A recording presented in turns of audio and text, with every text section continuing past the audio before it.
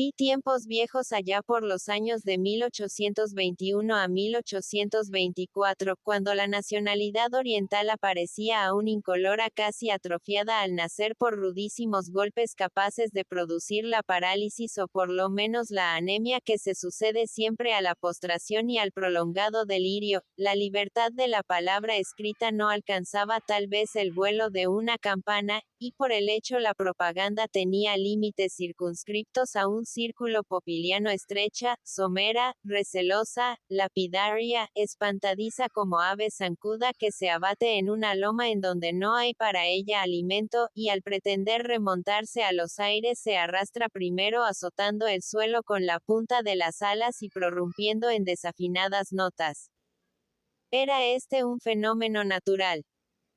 Toda resistencia había cesado desde hacía pocos meses, y la robusta sociabilidad que sangrara por 100 heridas durante cerca de 2 lustros para darse su autonomía propia o recuperar su equilibrio primitivo, había sido asimilada por un poder mayor, a título de Estado cisplatino.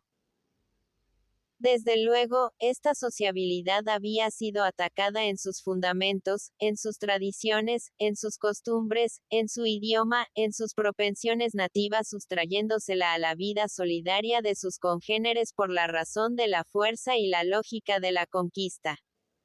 Explícase así entonces, por qué la libertad del pensamiento no gozaba de más espacio que el que recorre una flecha. Cuando a semejanza del ave viajera sentada apenas la plantano emigraba con sus intérpretes a mejores climas. Este estado de cosas se debía en mucho a la política observada por el señor de Pueyrredón y por el doctor Tagle, quienes, adversarios decididos de don José Gervasio Artigas, hombre de gran influencia personal y política en todas las provincias del litoral uruguayo, y por lo mismo entidad poderosa, habían logrado con astuta diplomacia atraer sobre el territorio oriental una invasión, que fue portuguesa, como pudo ser de otra nacionalidad cualquiera que se hubiese prestado a la aventura, quizás al solo objeto de quebrar por siempre la prepotencia del caudillo, y no con el de entregar al extranjero la más rica zona del antiguo virreinato. Al proceder así, el Directorio de Buenos Aires se consideraba débil e incapaz materialmente de dominar con sus elementos propios el exceso de energía de la misma revolución a quien debía su existencia, exceso encarnado en la personalidad de Artigas, que por entonces desempeñaba una función formidable en su medium propio, por inspiración nativa, como resultado lógico de la ruptura de los vínculos coloniales, sin atingencia tal vez con el ideal de los pensadores y con estricta sujeción a los impulsos instintivos de la masa ajena a los cálculos y convenciones arbitrarias de los gobiernos. Pero, que la ocupación del territorio oriental por un ejército portugués compuesto de tropas escogidas que habían luchado con las de Napoleón Bonaparte en la península no podía ser convencional, temporaria o transitoria, lo constataron bien pronto los hechos por el carácter mismo que revistió la ocupación, por los actos significativos que se sancionaron y por la actitud de resistencia activa asumida por los orientales, cerca de 5 años después de vencido Artigas.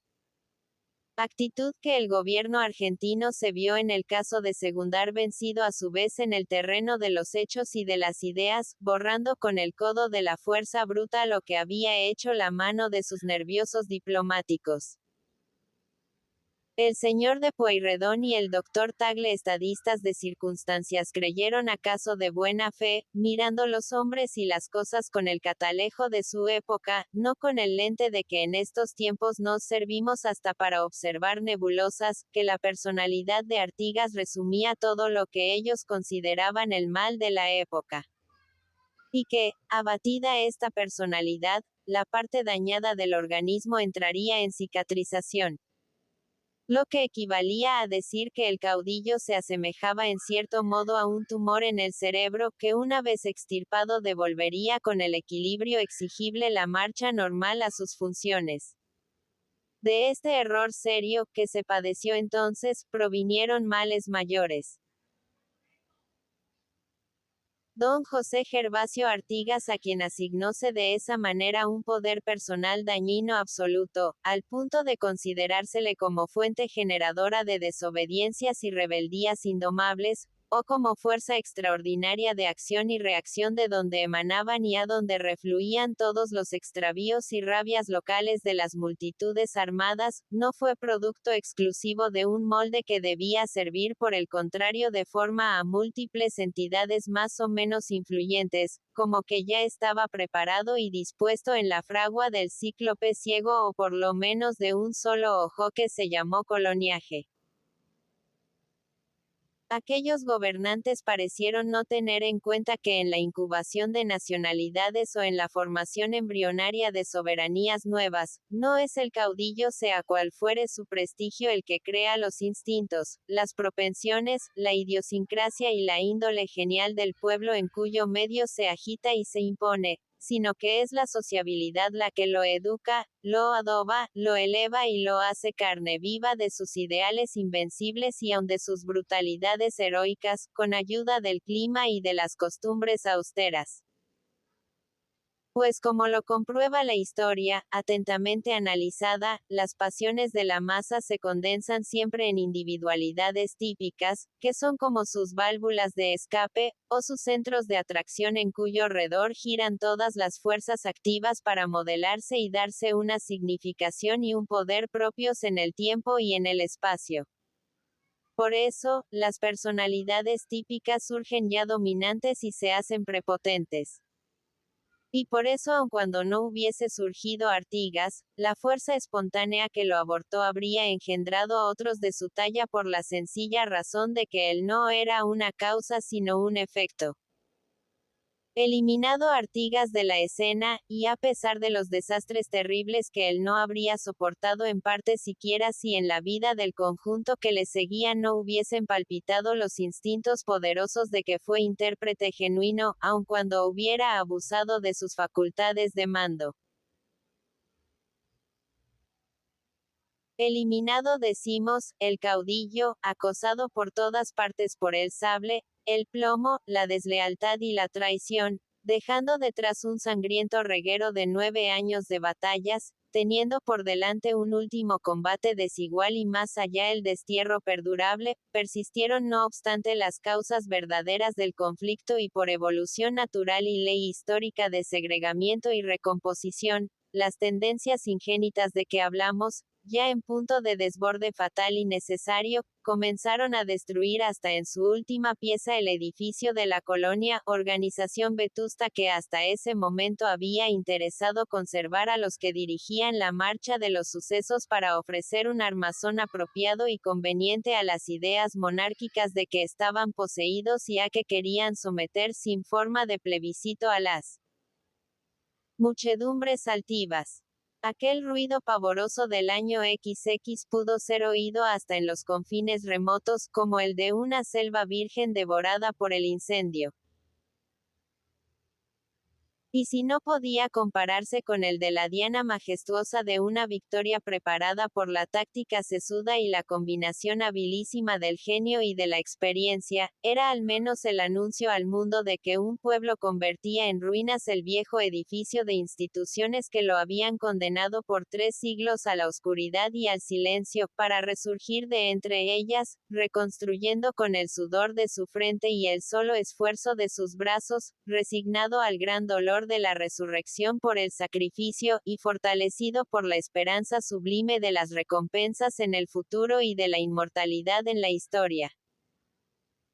Noble y valiente muchedumbre semi-bárbara, que tuvo el coraje de oponerse a la corriente de las ideas deslumbrantes de cortes y reyes, infiltrando en los mismos organismos privilegiados que eran intérpretes cultos del pensamiento, con un robusto sentimiento de conservación propia sabia inagotable de libertad y de república. Vencido pues, el caudillo, no acabaron los caudillos como muerto el león no se extingue la leonera. La leona era la nacionalidad embrionaria, y había sido ella demasiado fecunda para que pudiesen contarse sus fieros engendros. aún errante con su caudillo de una a otra ribera, cuando era perseguida desde Montevideo a la Lluís sin piedad ni perdón, y desde el Catalán al Sauce entre una borrasca de sangre, había librado con suerte hasta en tierra extraña, pues, a ella debió Ramírez echar melena.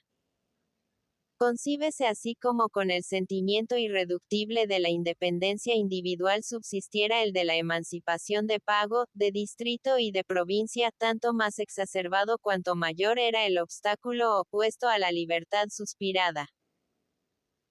Los tupamaros que habían sido pródigos de sacrificios años antes consagrando existencia e intereses a la causa suprema de la autonomía local, mantenían intacta su aspiración patriótica en medio de las graves vicisitudes de su tiempo y aguardaban pacientes el día histórico de la insurrección final que había de asegurar por siempre con su éxito la vida libre.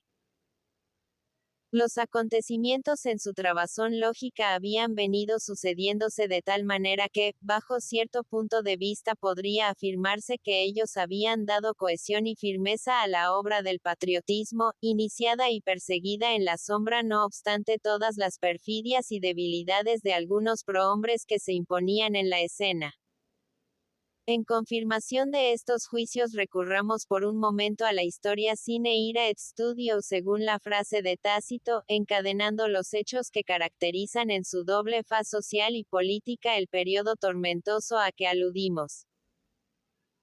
El reino de Portugal, que en otras épocas de grandeza y poderío había extendido su dominio a las más apartadas regiones del mundo, era por el año 1820 una verdadera dependencia de su colonia en América en donde gobernaba don Juan VI, su rey de derecho divino, arrojado de la patria y de sus lares por la soberbia del vencedor de Austerlitz.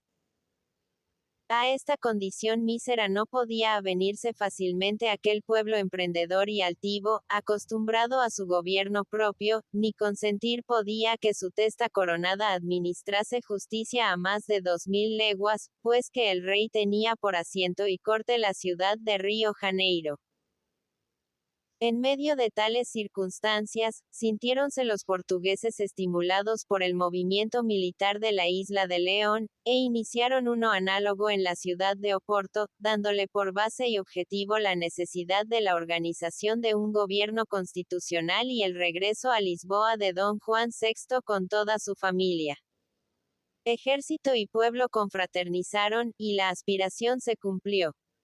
Reuniéronse las Cortes, sus propósitos trascendieron al Brasil, y la simple enunciación de un régimen constitucional encontró formal acogida en la antigua colonia, dando el ejemplo las provincias septentrionales.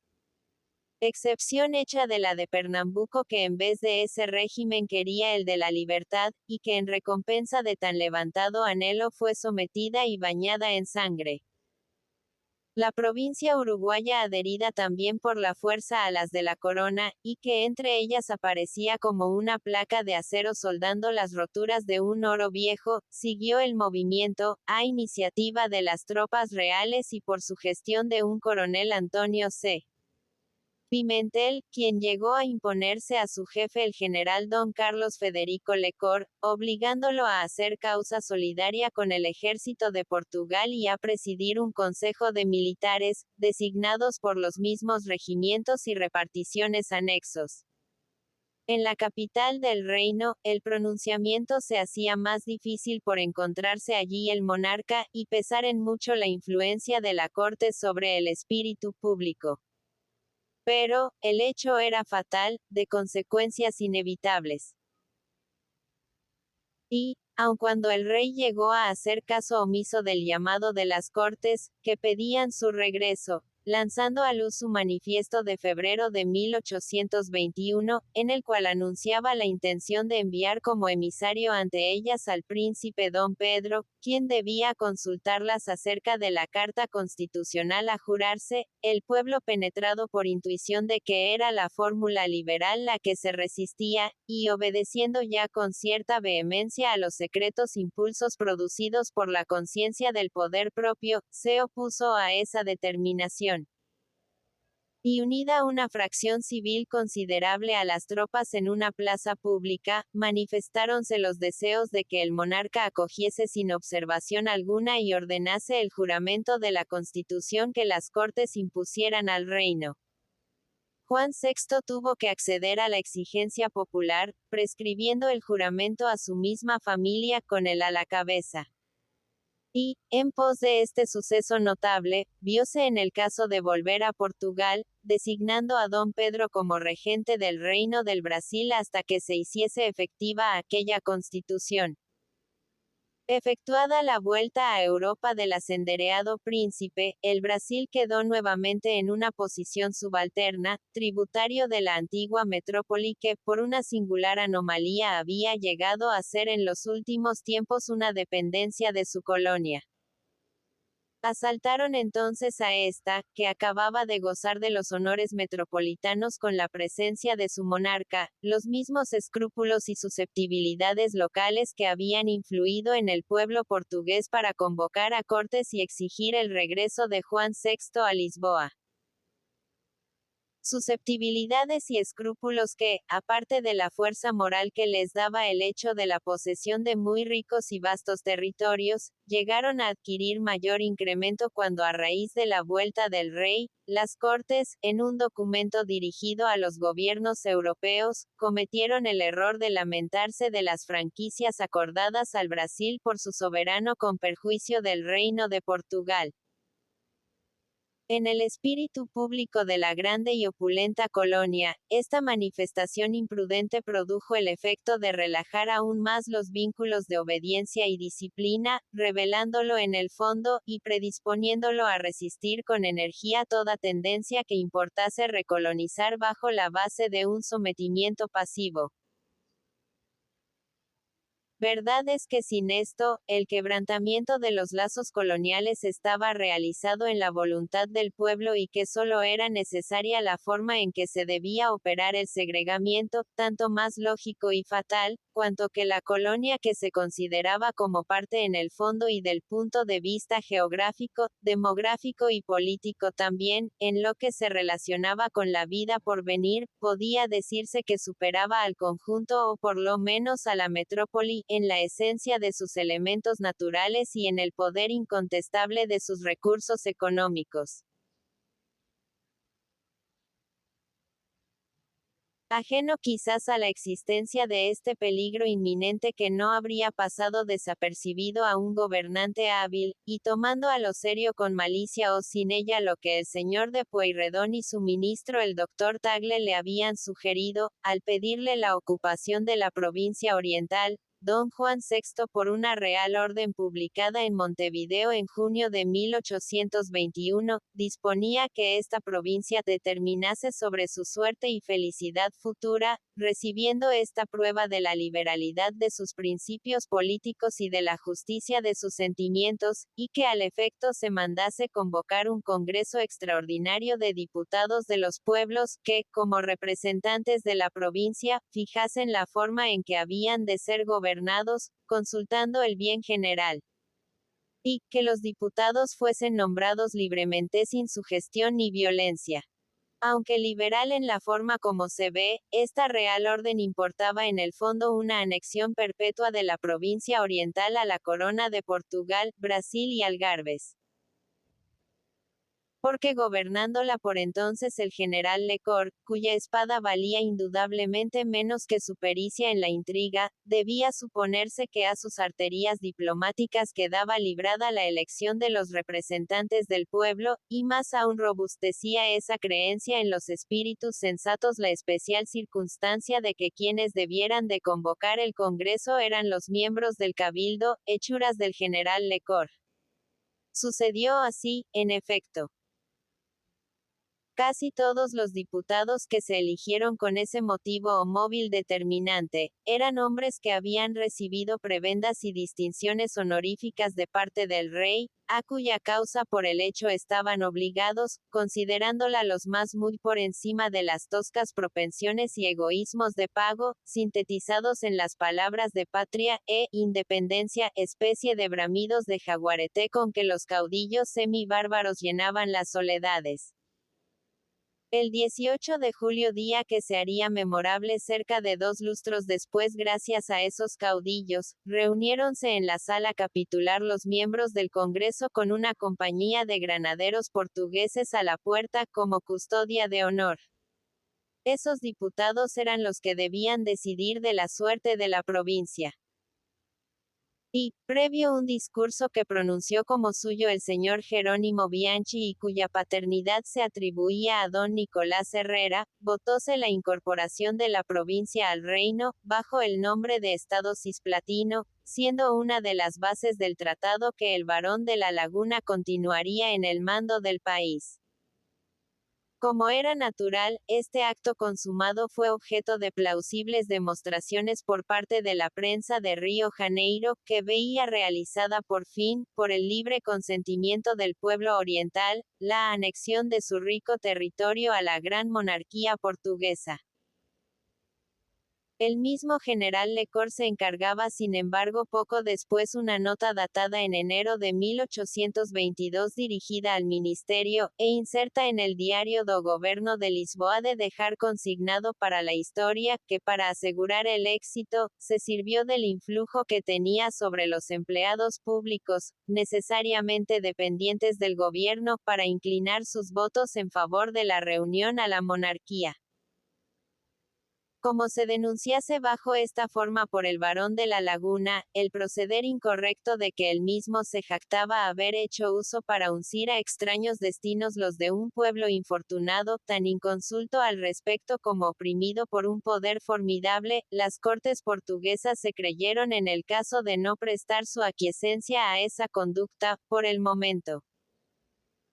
Aun cuando el escrúpulo debía desaparecer casi incontinenti, pues que, sin sancionar los actos del general Lecor, y como si se tratase de bienes de sucesión vacante, tuvieron el intento de entregar el territorio oriental a la España en cambio de la insignificante plaza de Olivenza cedida a aquella por el Tratado de 1801.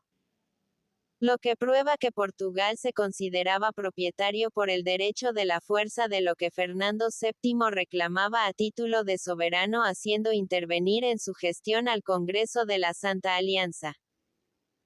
Aun cuando la inicua permuta no se realizó, la prensa brasilera alzó alto su protesta, creyéndola factible, pues que ella no importaba otra cosa que un golpe a cercen a la integridad de un gran reino, que privaría al Brasil de una de sus más envidiables zonas.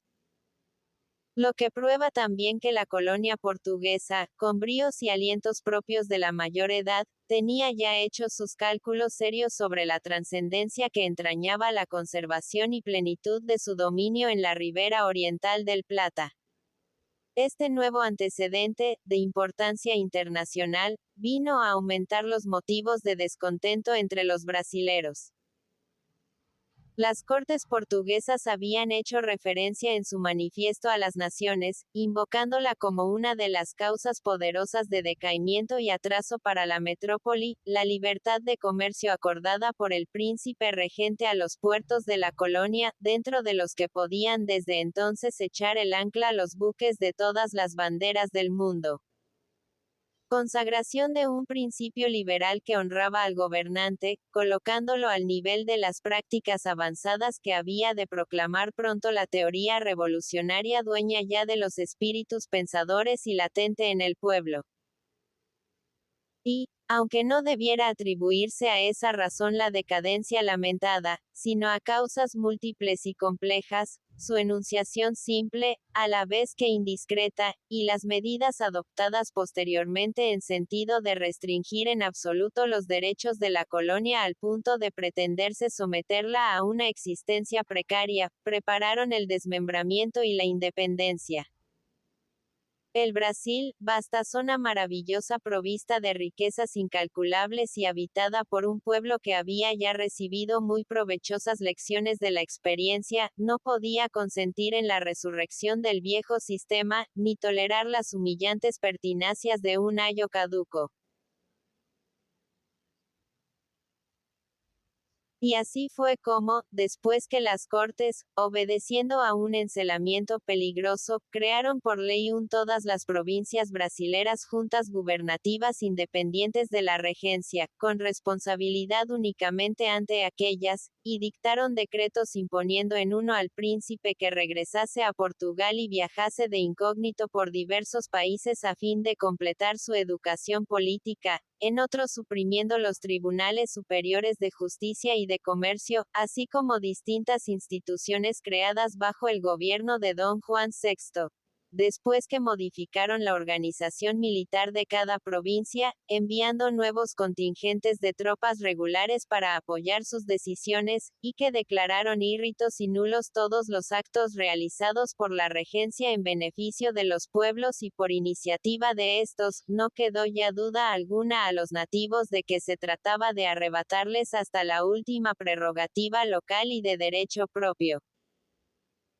Y, en vísperas de pronunciarse enérgicamente en desobediencia activa, anticipósele su regente el día 7 de septiembre de 1822, cumpliendo con la aspiración popular, al grito de «independencia o muerte» en los campos de Ipiranga, en donde fue aclamado emperador constitucional del Brasil.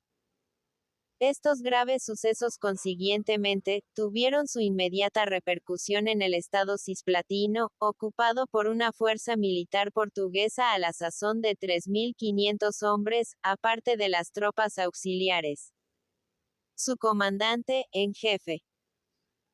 General Lecor, bien penetrado de la trascendencia del hecho consumado en el Brasil, apresuróse a encauzarse en la corriente.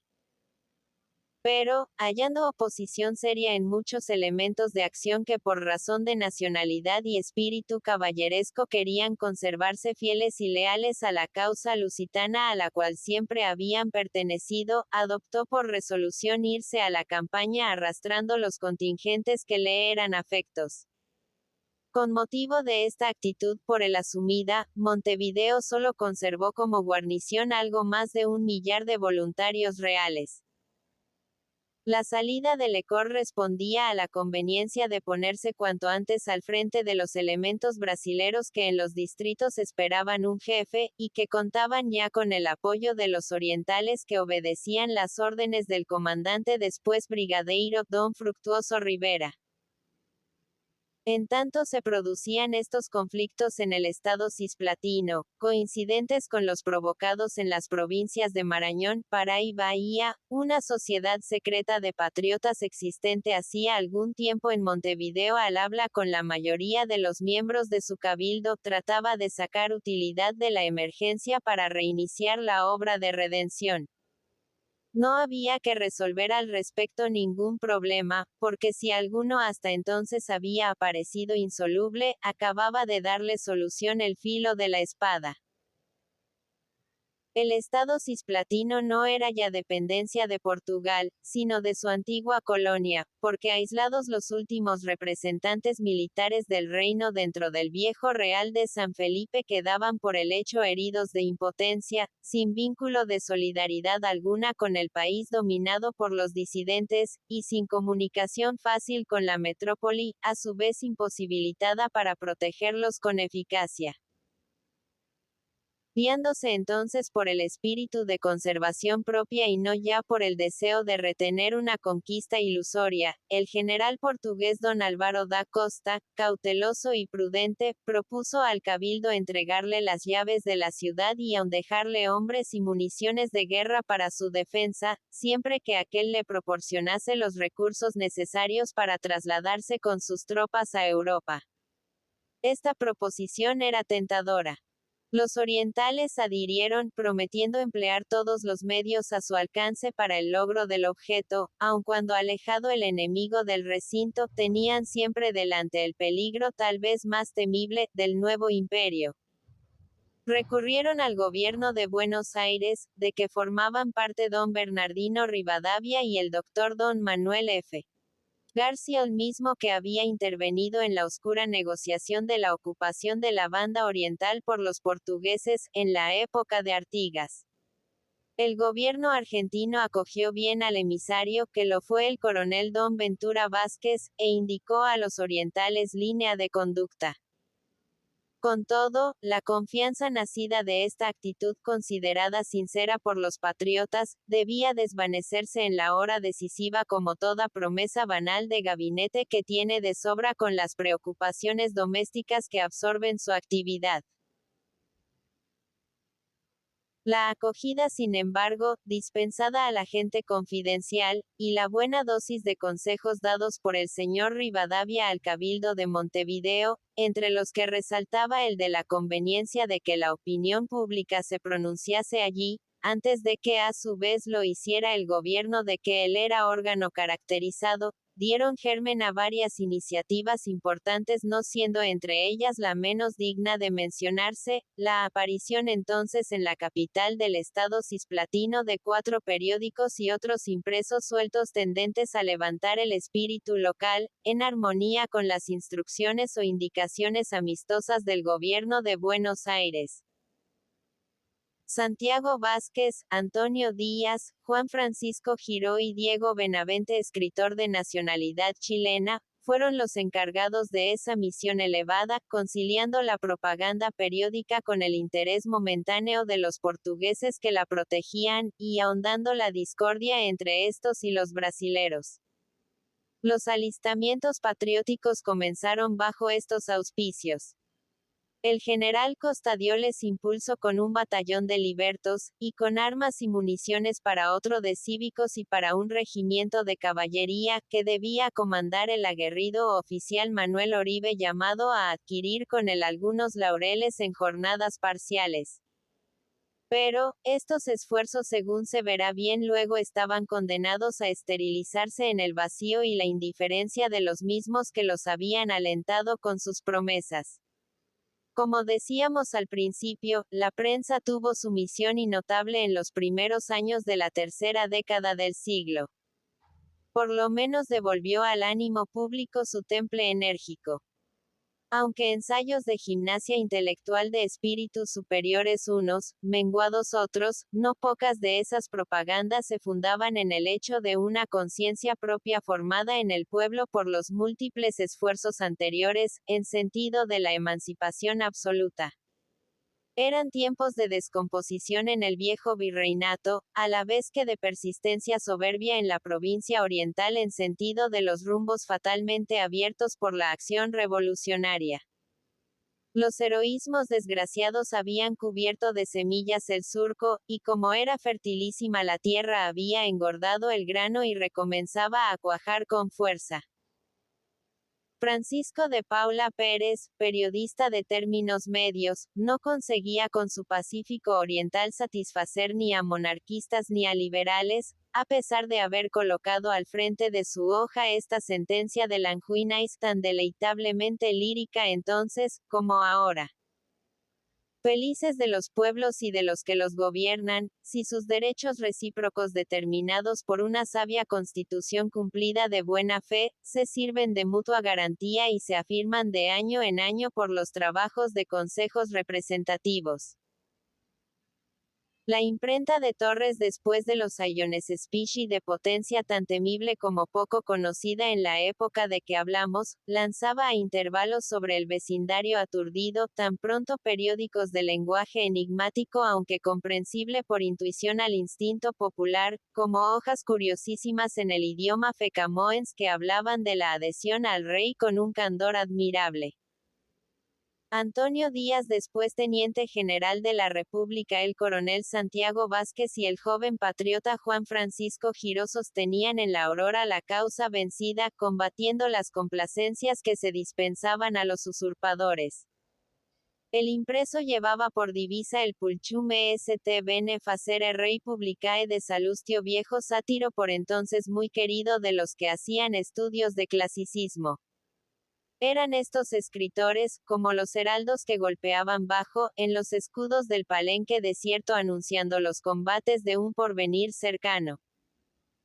Y que, muerta por consunción su hoja, engendraban luego el aguacero para conservar la llama con meritoria constancia, estampando por lema, ante las tristes veleidades de los coetáneos, estas palabras de Jesús según el Evangelio de San Lucas. ¡Ay de vosotros! que edificáis los sepulcros de los profetas, y vuestros padres los mataron. Y en pos de esta efímera hoja, el pampero, seguido de una ráfaga como suplemento, en cuyo frontis se consignaba este epígrafe sacado del canto tercero de la Araucana. Nuestra fama, el honor, tierra y haberes a punto están de ser recuperados, que el tiempo que es el padre del consejo, en las manos nos pone el aparejo. Predicción de tiempos de gloria y desagravio que había de cumplirse. Pero, ese impreso cesó pronto también, así como el ciudadano que en sus cortos días pugnó valiente por alimentar el fuego del patriotismo en el corazón de los criollos. Por otra parte, y obedeciendo a móviles distintos, el famoso fraile Francisco Castañeda, primer condenado en un juicio de imprenta en el Platalejos de causarle el fallo mayor escozor que la disciplina en carne desnuda, se permitía dar a luz con sus viñetas historiadas aquel singular papel Doña María Retazos, para instrucción y desengaño de los filósofos incrédulos que al descuido y con cuidado nos habían enfederado el año XX, el doctor Bernardino Bustamante, clérigo avieso oriundo de la península, denunciaba en su febo argentino a Rivadavia, a Valentín Gómez, a Manuel García y a Nicolás Herrera como agentes principales de la anexión de la provincia al Portugal. Y, el duende de antaño, por haberse tomado la libertad de escribir en sus columnas la palabra orientales, sinónimo de tupamaros, dejaba en el acto de existir a una simple amenaza del sable de los lagunistas. Tiempos extraños aquellos. Propósitos deliberados, tendencias ciegas, aspiraciones ardientes, patriotismos febriles, defensas de ideas impopulares, apologías de sistemas inicuos, todo esto iba reflejándose en los órganos de publicidad por orden cronológico bajo la inspiración de espíritus discrepantes y de caracteres opuestos.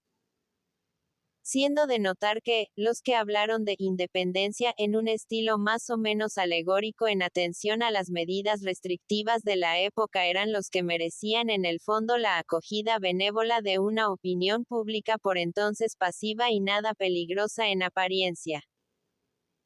El semanario político redactado por Manuel Arana, súbdito portugués, atacaba en 1823 los actos del general Lecor y a la prensa de Río Janeiro que a su vez seguían el impulso dado al pueblo brasilero desde la aclamación en el campo de Ipiranga. Arana era uno de aquellos escritores de antaño que se creían inconmovibles en su tribuna mientras sostuvieran los derechos del más fuerte.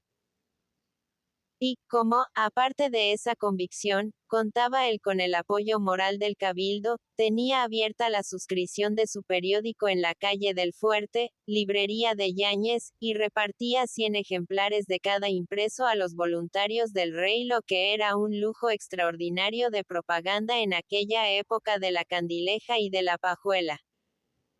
La prédica no salía con todo del circuito amurallado, y fue como un estertor de agonía para la dominación portuguesa, a la que se agregaron bien luego como últimos destellos de una llama que muere las propagandas de El Publicista Mercantil, y de Costa en la Gaceta. Lo único de notable que ésta denunciaba, a mediados de 1824, era el hecho de la aparición en el puerto en donde echó anclas, del primer buque a vapor que surcaba las aguas del Plata, trayendo al tope la bandera inglesa. Y el otro, insertaba como digno final de sus tareas los oficios de mutua despedida entre el general don Álvaro de Costa, comandante en jefe de los voluntarios reales, y el Cabildo de Montevideo. Fuera de esto, nada más puede exprimirse de sustancial en las hojas amarillentas sobre las cuales sudaban parcamente las prensas de la TIPOGRAPHIA do Estado. Siendo justo, sin embargo, consignar aquí que todos esos periódicos al defender a los portugueses fueron buenos auxiliares de los patriotas, cuya causa patrocinaban, por conveniencia, y por lealtad. Pero, los únicos esfuerzos intelectuales que en realidad tuvieron influencia benéfica, porque llegaron a rozar en lo vivo el sentimiento local de los nativos, fueron los de Díaz, Vázquez y Giró, contra todas las tendencias conservadoras de los García, los Oves y los Herrera, marqueses y varones convencidos de una monarquía ideal.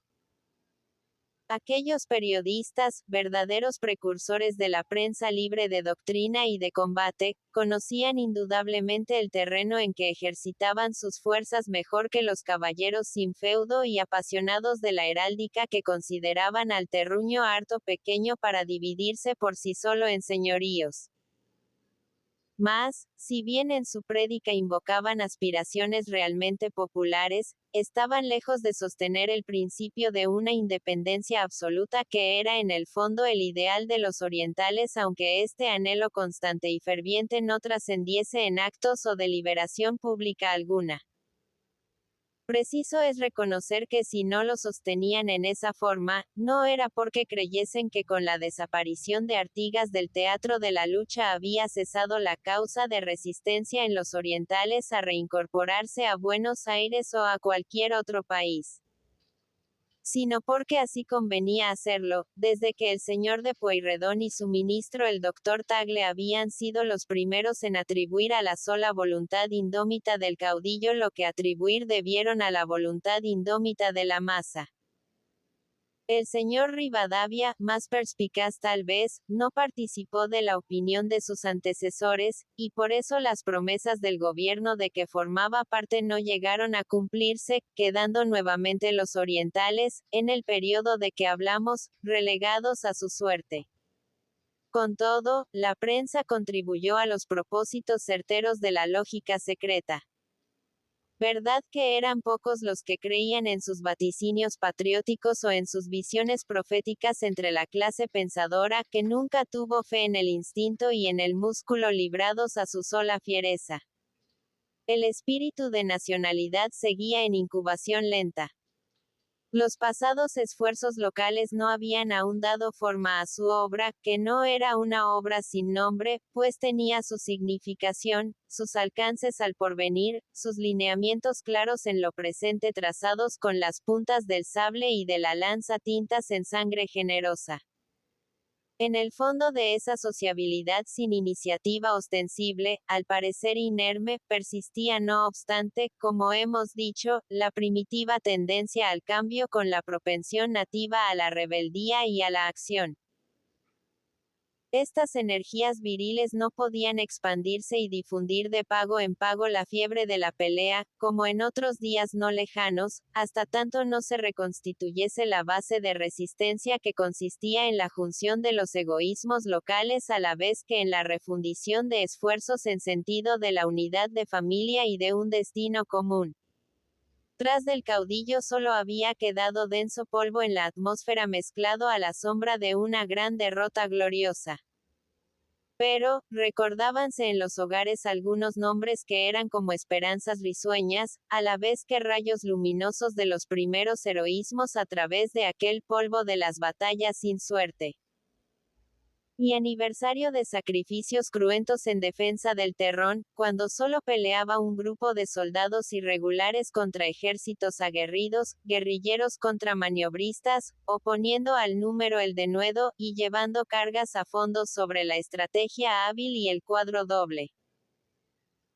Así fue como se marcaron con sangre desde entonces en el mapa geográfico y en las tablas de los anales, los nombres de India Muerta, de Ibiracoay, de San Borja, de Corumbé, de Aguapey, de Arapey, del Catalán, Campos y Ríos, testigos mudos de una lucha desesperada, apenas alternada por algunas victorias estériles cuyas dianas se perdieron sin eco en el desierto.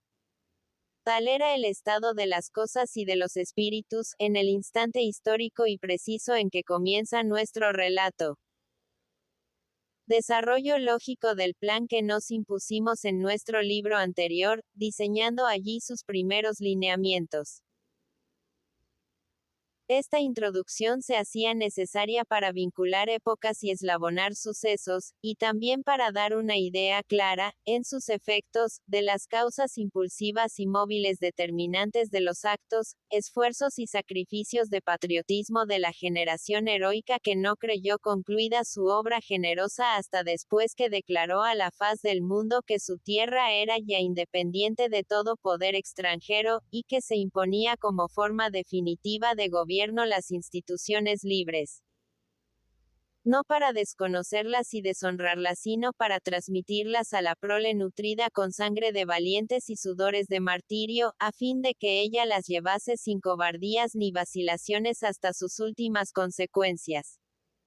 La pequeña noticia histórica que subsigue, ha sido extractada con algunas ampliaciones nuestras, de un capítulo de las Memorias inéditas del general don Antonio Díaz.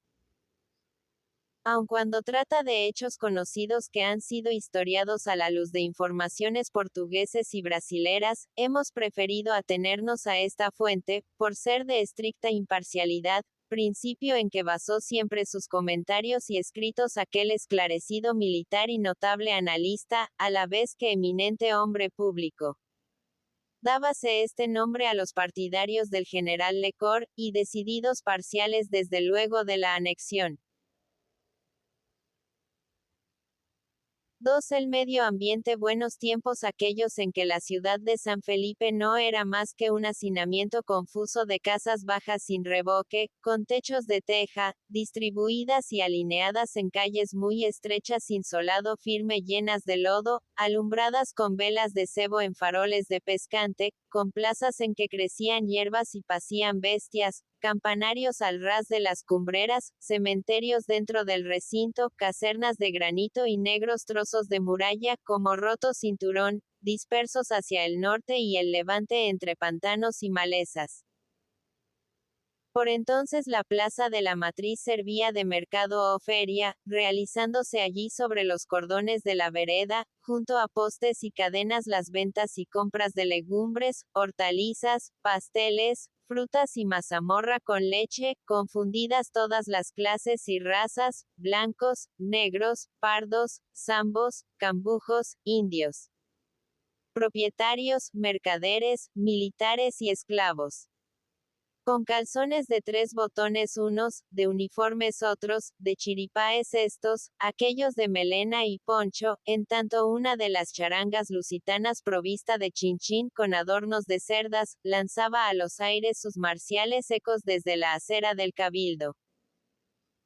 Tiempos famosos aquellos de usos y costumbres sencillas, en que los goces y novedades sociales se reducían al cuento y a la intriga en las salas de pesados cortinados, y la virtud era tan austera que por la menor falta se reducía a penitencia una doncella en la casa de ejercicios, bajo la dura regla de la beata mercedaria Sor María de Jesús,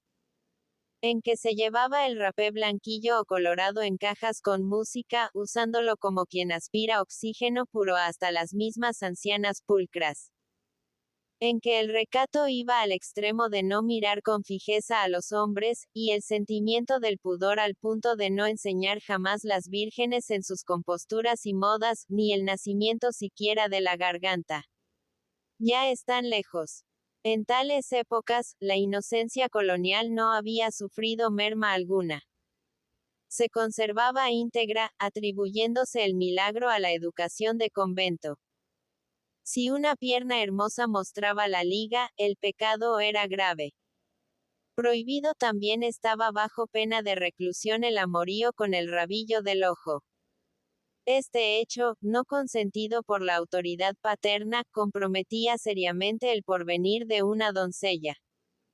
A purgar esas y otras transgresiones de la ley moral, llamaba cada mañana la campana tartajosa de San Francisco. A veces la concurrencia era tan numerosa que el recinto aparecía muy reducido, y tan densa la atmósfera que se hacía necesario habilitar el atrio para los sermones en días bonancibles. En concepto de algún circunstante campesino, el aire de adentro podía cortarse en tajadas por lo espeso. Limpias las conciencias, bien podía irse al teatro. Cerca del fuerte, con unas puertecicas que obligaban al concurrente a clavar la barba en el pecho al penetrar en un vestíbulo de circo, ofrecía en su interior a la claridad dudosa de un gran disco de candilejas el aspecto de un retablo corregido y aumentado de maese Pedro, dada la perspectiva del escenario, el género del espectáculo y el vestuario pintoresco de los cómicos de la legua que declamaban a asfixiarse, más que en beneficio de la pieza clásica en el interés del aplauso. La asistencia del gobernador y de los jefes superiores en los palcos, así como la de damas principales engalanadas de prendas de oro y brillantes que hacían juego con las presillas, medallas y galones militares, y correspondían al frac y chaleco blanco de raso de los caballeros, daba tono al centro y poderoso estímulo a los personajes que se movían desaforados en las tablas. Mientras en esta se mutilaba sin piedad a Calderón de la Barca, sorbíase rapé con disimulo y funcionaba el catalejo. Aparte de este inocente entretenimiento, el bello sexo tenía también el de bailes y saraos para resarcirse de las largas horas de oratorio y místicas vigilias en rosarios y misas de alba. Desplegaba en esas exhibiciones, no muy frecuentes, en la casa de gobierno o en la capitular, lujo extremo y buen gusto. Descollando las cabezas y bustos hermosos con el peinado a lo María Luisa, los pies pequeños dentro del zapato blanco con flores de oro y los brazos de formas tornátiles, cubiertos a mitad por el guantelete fino. Los rulos naturales y perfumados jugaban al descuido, rozando a la pareja en la contradanza y el minué, y domeñaban suaviter in modo la soberbia del conquistador. De ahí que, al bailarse luego las reposadas cuadrillas, los rostros lusitanos aparecieran encendidos. Este efecto de los tirabuzones solía así ser superior al de la mirada y la sonrisa. Los centros escogidos para los hombres eran los cafés. En salones estrechos y bien ahumados por el tabaco, reuníanse en las primeras horas de la noche y platicaban sobre los asuntos de interés preferente con la mesura que las circunstancias exigían. Hacíanse también tertulia en varias casas particulares de españoles viejos y de lagunistas decididos, o sea partidarios de la anexión. El pro y el contra en estas reuniones aristocráticas llegaban a asumir proporciones de disputa de barrio. Pues, como en toda época difícil, todos tendían a buscar en la escena su colocación más conveniente. En la calle denominada más tarde de 33, extendíase hasta una y otra costa del río una línea de casuchas, cobertizos y barracas, moradas de gente pobre. Olíase en todo ese trayecto a palometa y pescadilla de rey, y exhibíanse a los ojos de los transeúntes remangas, aparejos y redes de jorro, cañas y relingas, piolas y plomadas, así como hombres descalzos cargados de palancas y de peces. Más interesante que todo eso, a no dudarlo, según la tradición, era la abundancia de rostros lindos en la prole femenina. Afirman que allí brillaban tantos ojos expresivos y lucíanse tantos gentiles cuerpos, que la galante oficialidad portuguesa afluía en masa al barrio de los pescadores con el intento de bucear en la seguridad de encontrar perlas. Hacia la parte del mediodía, a poca distancia, la escena cambiaba por completo. Chatos edificios dispersos de ladrillo desnudo en callejones tortuosamente delineados, eran madrigueras de negros africanos y de zambos, donde se bailaba a la luz del candil única que en ciertas noches hendía a trechos las tinieblas después del toque de queda. A este barrio costanero concurría con guitarras el peonaje de carretas del Hueco de la Cruz, para mezclar a sus hábitos de campo un poco del placer de poblado, refinando en algo el gusto silvestre con la tosca golosina del suburbio. Germinación y principio del tipo híbrido que había de desarrollarse y difundirse paulatinamente en las afueras en el andar del tiempo, sin llegar al nivel del hombre de ciudad ni ponerse a la altura del gaucho altanero. El baile de candil debía ser el precedente forzoso del baile de academia. El tipo primitivo empezaba a derivar por ley de evolución y, como el avestruz macho, incubaba sin saberlo el huevo del compadrito, al calor del vaho del conventillo y del sensualismo grosero. En cambio de estas clases que no se alzaban del nivel común por la naturaleza del sistema imperante y la índole misma de su origen, coexistían otras dos sin excluirse ni chocarse. Por el contrario, vinculadas sólidamente, mantenían el equilibrio de los intereses económicos y financieros, sustentando con sus robustas fuerzas las situaciones más difíciles, como que eran las que explotaban las fuentes de la producción y el trabajo. Bajo tal forma debían reputarse los comerciantes y ganaderos o hacendados. Los primeros constituían una clase verdaderamente privilegiada, formando con las segundas un rango superior. Teniendo como reglas de procederes, viejas leyes y estatutos coloniales que se consideraban en su aplicación como inviolables. El Tribunal del Consulado había dado, en su carácter de institución excepcional, seriedad y tono a este gremio. El que, por otra parte, se imponía por sí mismo, a partir de la proverbial honradez de sus actos. Si bien eran limitados los capitales en giro, llenaban por completo las exigencias del mercado. Y aún se atesoraba, sin tirantez ni usura. Los estancieros, dueños de la grande propiedad, no conocida entonces la pequeña sino en reducida escala y, por lo mismo, embrionarias la agricultura e industrias accesorias, constituían a su vez un factor poderoso, y quizás la piedra angular de la vida económica. De tal modo primaba como industria el pastoreo, que las demás, sin excluir la de transportes tan necesaria a su incremento, nacían y se desarrollaban anémicas, ya que no se extinguieran en breve tiempo, como las plantas que brotan a la sombra del yatay, o del ahue legendario. En esas grandes propiedades, a veces comarcas enteras, pacían numerosos ganados, que cuidaban pastores de índole tan bravía como la de los mismos toros indómitos. Las soledades nivelaban los instintos. Sustraíanse por épocas inmensos rebaños. Consumían multitud de reses los ejércitos. Ocultábase en los montes por falta de rodeo la flor misma de la hacienda vacuna. Pero, todo eso no disminuía de una manera sensible la cantidad enorme de animales útiles esparcidos en abruptas sierras y feraces como una bendición del suelo. La riqueza pecuaria, pues, merecía ser calificada de don natural, desde que en nada se hacían sentir por entonces la previsión y el cuidado para su aumento, mejoramiento y cruza. El crecimiento espontáneo suplía el esfuerzo del hombre, y no importaba mucho al grande propietario que un tercio de los novillos gordos se hubiesen hecho cimarrones, y que la lana de sus ovejas fuese ordinaria y tosca, y llevase de adorno 1000 abrojos y flechillas. Cosas del tiempo, y virtudes del clima. Por no desautorizar sin embargo, el sentencioso dicho de que el ojo del amo engorda el buey, casi todos los hacendados abandonaban la ciudad en ciertos meses del año, acompañados de sus familias, para ponerse al frente de sus estancias y vigilar de cerca las faenas, tomando en ellas alguna parte activa.